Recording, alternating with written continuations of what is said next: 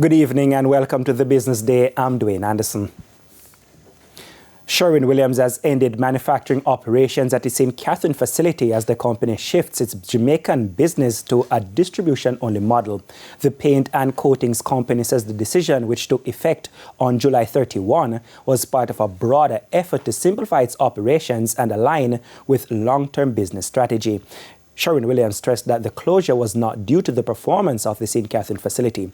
The company will remain in Jamaica, operating distribution centers in St. Catherine and Montego Bay St. James, along with its 24 company-owned retail stores. Now, following the change, Sherwin-Williams says it will employ 180 people locally and continue serving more than 27,000 customers.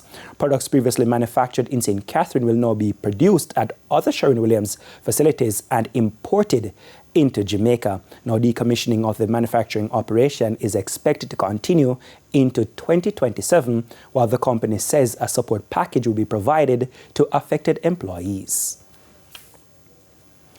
Destination Jamaica is back in business. That's the message Jamaica Hotel and Tourist Association President O'Brien Heron says the Jamaica Product Exchange JPEX trade show will send to the world, even as hotels battered by Hurricane Melissa continue the rebuilding process.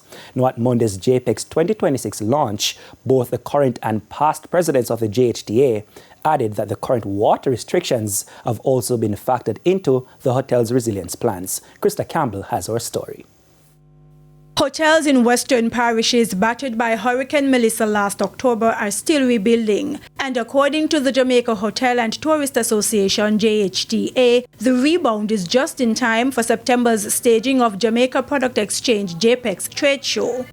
Now, the rebuilding is also happening at a time of worsening heat and dry conditions, which sparked even tighter water restrictions. But the JHTA says that has been factored into the resilience plan within the tourism sector. Many of our members do have backup water supply. That's something that's part of our own preparedness, generally speaking.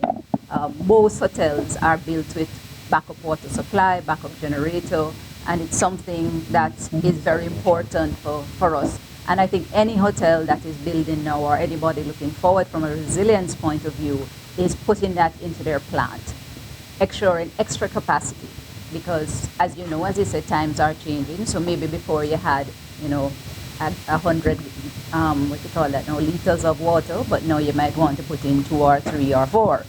As for the post-Hurricane Melissa recovery, a number of our hotels that are doing recovery work coming out of Melissa are not simply applying a coat of paint. There's quite a bit of investment that is taking place, hotel by hotel. Physical upgrade to the product, physical upgrade to the infrastructure. And I think there is no other way for anybody to experience this than to actually come, touch it, feel it, taste it, eat it, sleep in it, and really be able to go and tell the world in a very positive way that Jamaica is not just back, but investing heavily in the destination. The JHTA stressed the importance of partnerships in helping to strengthen resilience in the region against shocks like the COVID-19 pandemic and natural disasters such as hurricanes and droughts.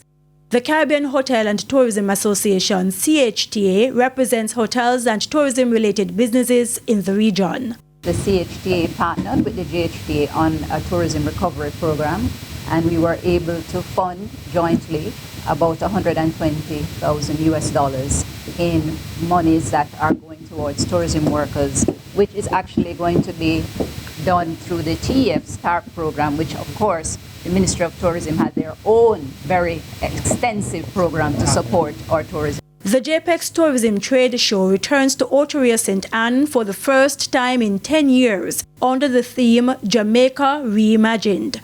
It will be held at Moon Palace Hotel from Monday, September 14 to Thursday, September 17, 2026. Krista Campbell, TVJ News. To some stocks news now, the JSE index declined by 1,891 points, while the junior market index advanced by 27 points.